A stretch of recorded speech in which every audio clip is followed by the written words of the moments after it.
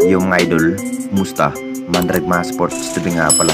Ating pag-usapan, Barangay Nibra, Greg Slaughter, final decision sa upunan ng Barangay Nibra at Jeremiah Gray, trade, bibitawan na. Pero bago nga yan, kung bago pala sa aking channel, huwag mong kalimutan subscribe at click ang notification bell para like ang updated sa atin dito sa pulpo natin. So pagmat talagang masyadong abala pa rin ng ating Barangay Nibra sa paghahanap ng malalakas na player ngayong season, masasabing ito na nga ba ang mas hinihintay ng lahat kung ano ang magiging plano kung bakit na parang mas lalo pang walang ka-improve ang nagiging roster. Balak sana ng ating Barangay Nibra na maibalik ang dating ex-Nibra big man na si Greg Slaughter sa upunan ng ating Barangay Nibra. Masasabing magandang plano na nga ba ang dapat gawin ng Jenkins para manumbalik nga ang dating lakas ng lineup. Naging impact na nga rin dahil isa rin si Greg Slaughter sa malalakas bilang big man bukod pa kay Japet Aguilar. Jackpot pa rin ang Nibra dito mga idol kung matutuloy itong si Greg Slaughter na mapupunta ng ating Barangay Nibra.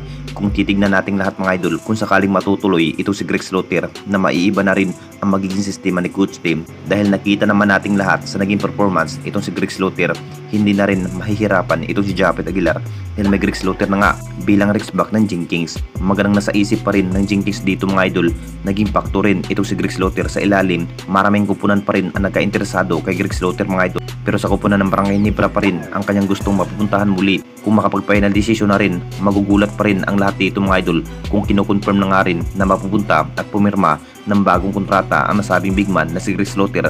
Bagong kontrata na naman sa kanyang kupunan ng Barangay Nibra.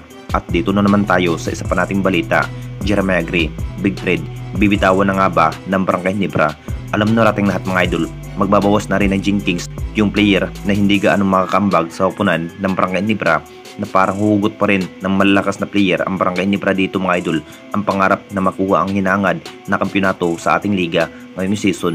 Hindi rin basta-basta ang matinding pagsubok ng Barangay Nibra, butas ng karayong pa rin ang malampasan para makuha lamang ang hinahangad na kampyonato. Masasabing majajackpot na rin ang Barangay Nibra dito mga idol kung magsisimulan ang bagong star player na maglalaro sa upunan ng Barangay Nibra. Pero matinding kapalit pa rin dahil sa ngayon na nga lang po mukhang magbabawas na rin muna ng player ang Jenkins. Ang napili na rin ng Barangay Nibra na gustong i-trade na si Jeremiah Gray.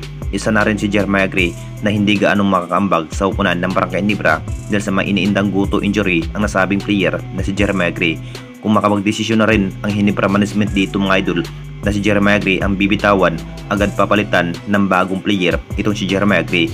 Naging impact na rin si Jeremiah Gray sa bawat laban, pero maikli na nga lang po ang kanyang makukuhang playing time kung bakit hindi gaano makapagtala ng marami na parang walang maambag nga sa upunan ng Barangay Nibra itong si Jeremiah Gray.